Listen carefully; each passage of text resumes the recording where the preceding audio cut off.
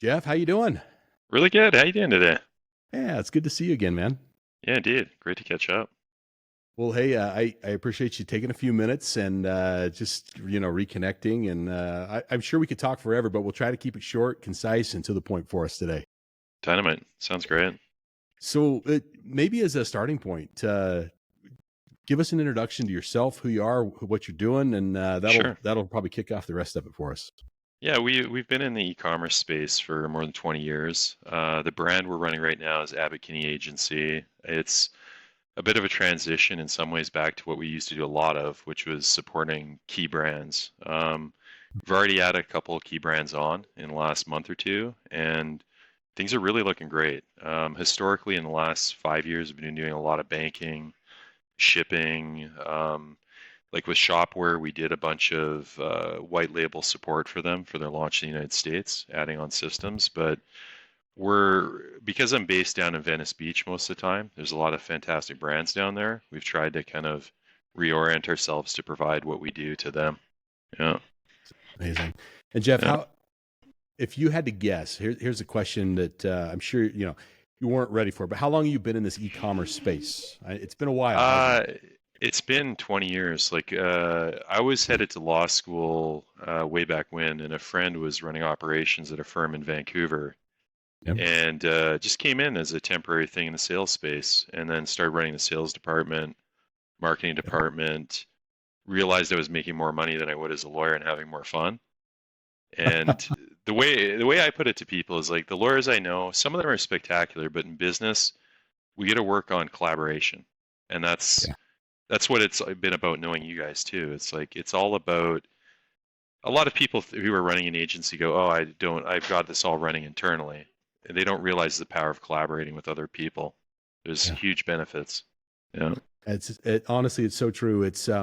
In fact, that's always been my approach, right? I've been in this, similar amount of time, and it's just like Yeah. you just do great things with great people, and so just put Yeah. great people in the room and solve things. But I'm sure, like, your journey has been interesting, right? There's been lots of ups and downs and all that stuff. What are maybe some of Yeah. the challenges, those roadblocks that you guys have come across as you've been building?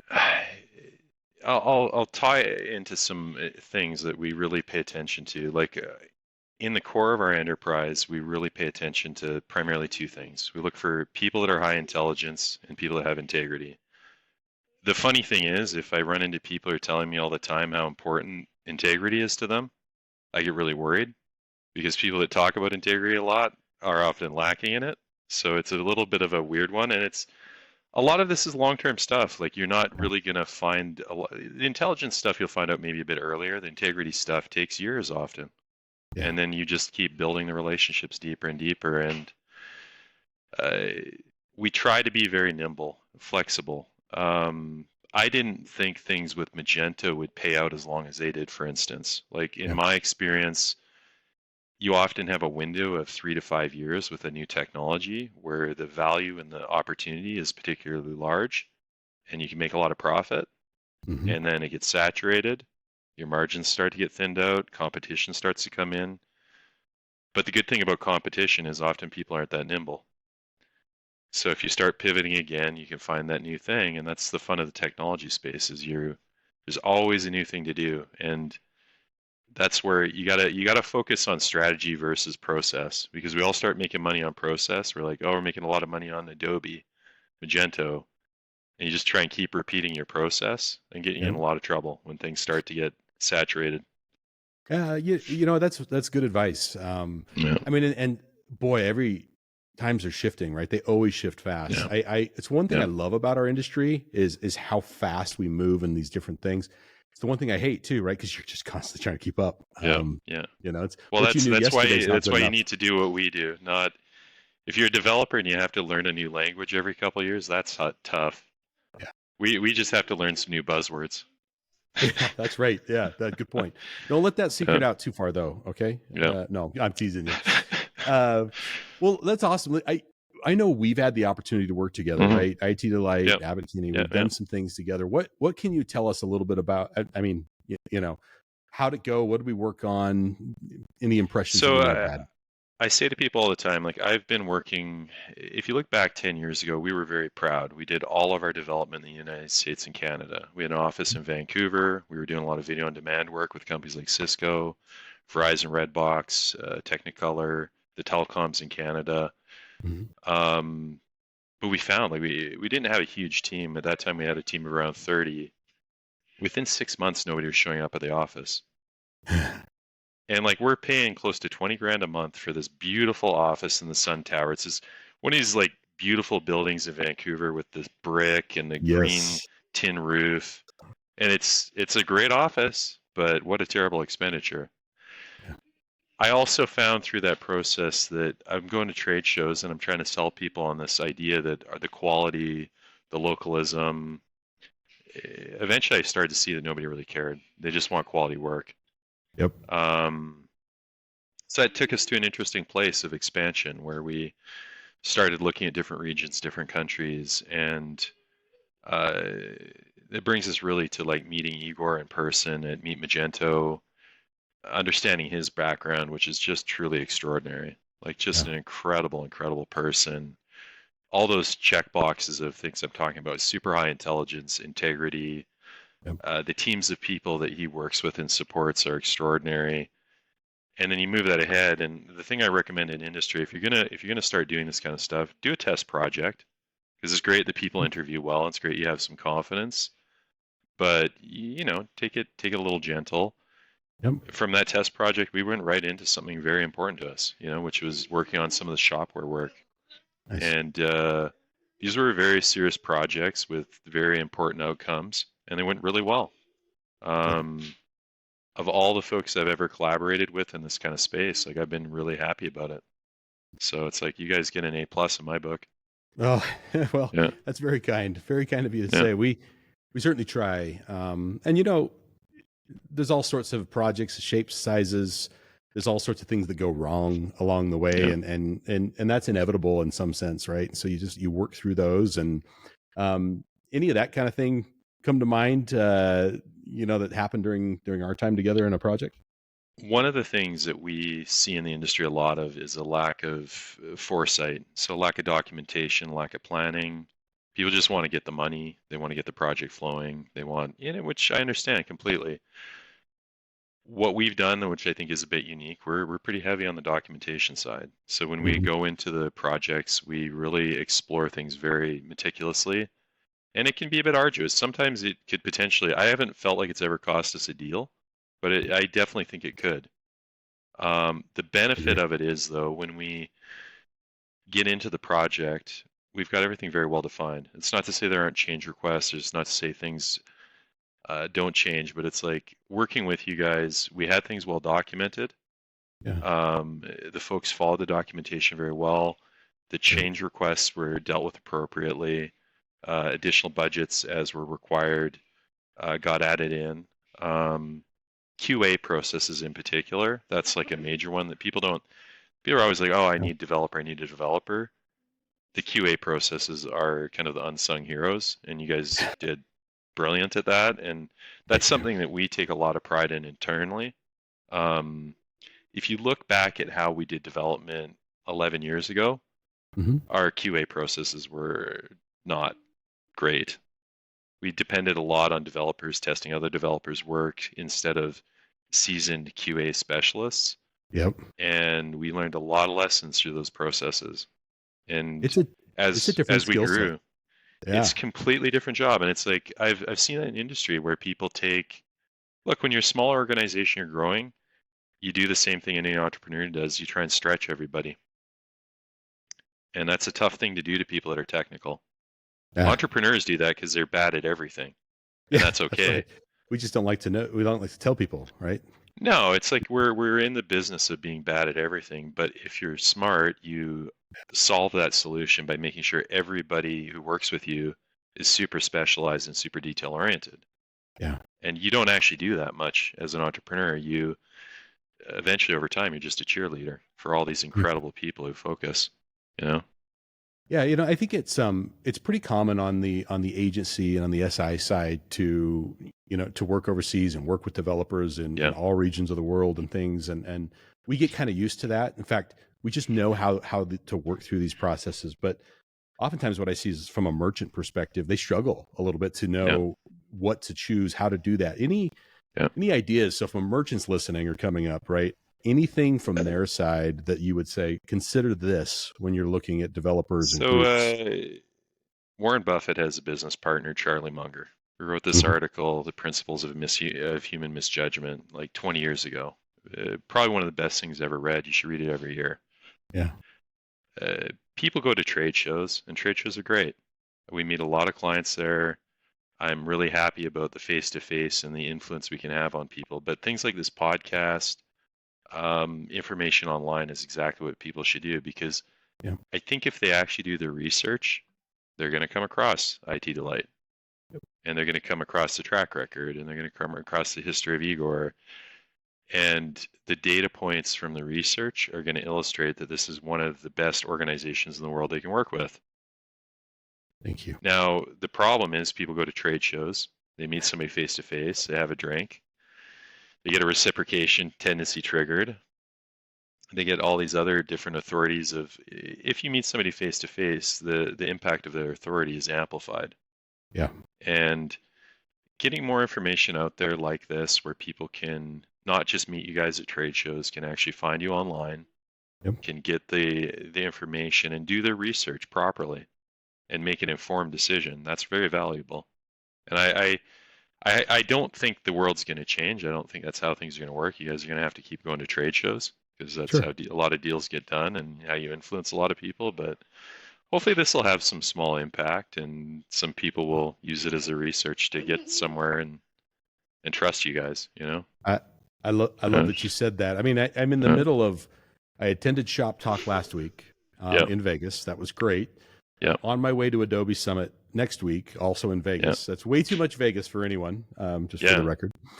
But you're right. In fact, I had a conversation with one customer as well, and I said, "Well, you've had a lot of chats, you know, you've seen a lot of things." I said, "What stands out to you?" And he's like, "Everything stands out. What stands out is how do I actually choose? Right? How do I go through the process and say, like, I mean, and I said, it's full of shiny objects, right? And so you really do have to spend the time." And I said, don't overthink it. That's the thing. I think we overthink it a lot, when we just need to go back to the basics and really do the fundamentals well. So I'm with you.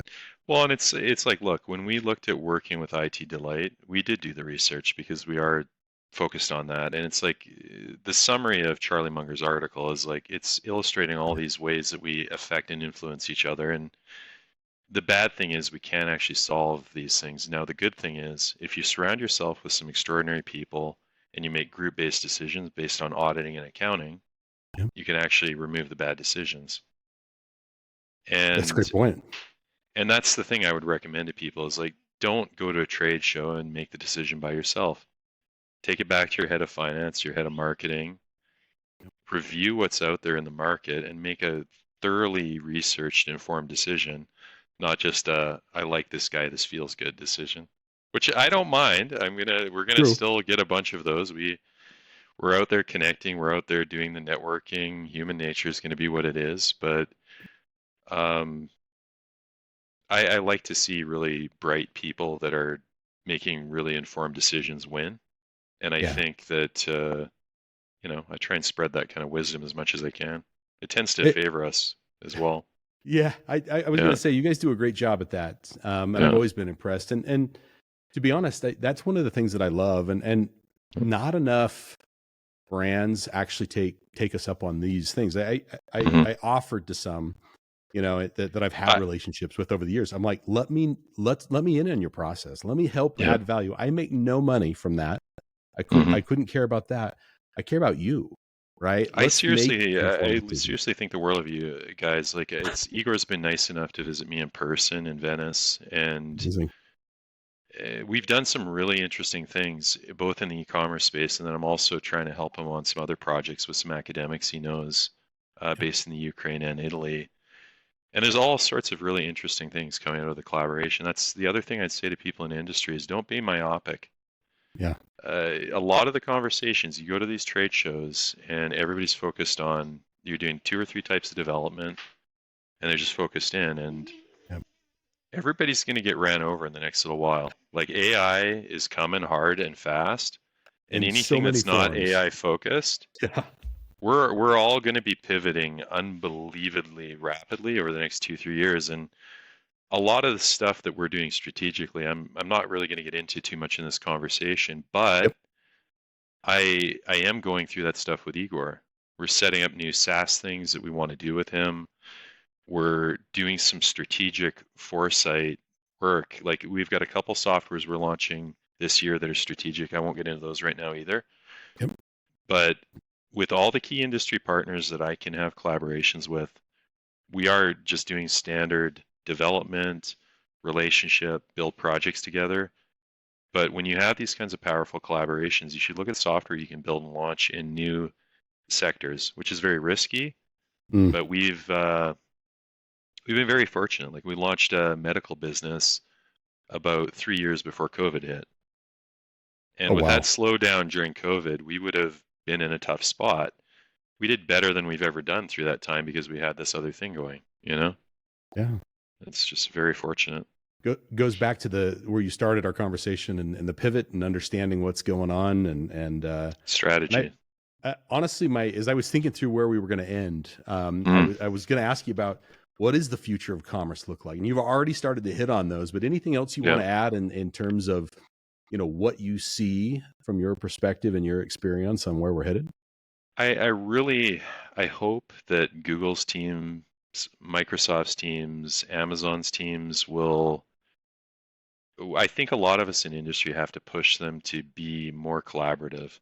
Hmm. Um, it can get really scary to put out a bunch of AI tools because you feel like you're just going to get replaced almost instantaneously. Yeah, So what's the true. point? True. But the reality is we have to work with these large organizations to create a lot of these efficiencies. I think in the next 5 to 10 years, a lot of what we're going to be doing is just providing an interface between people and these AI systems to create all Hmm. this efficiency. Might only last 5 years, might last 3 years, and then all of it's all replaced, and then it's a pivot again. And There you go. it could be that a lot of us in tech start working a little bit more aggressively and directly with entrepreneurs, where we're actually just right in house with them, because things are going to get streamlined. But it's people worried about the industrial revolution, the agricultural revolution, computing revolution. Uh, there, I think efficiencies are going to improve. There's going to be a lot of change, and if people see it stuck in process, they're going to get ran over, as they always That's right. do. Yep. If they look at strategy and if they stay nimble, this is going to be one of the most magical times to be in tech, because the opportunities are just extraordinary right now, but you can't just keep doing the same thing. And they've got things like this right now. Like I've got my son home for spring break right now, and we've had incredible changes in the history. Now work from home is completely acceptable.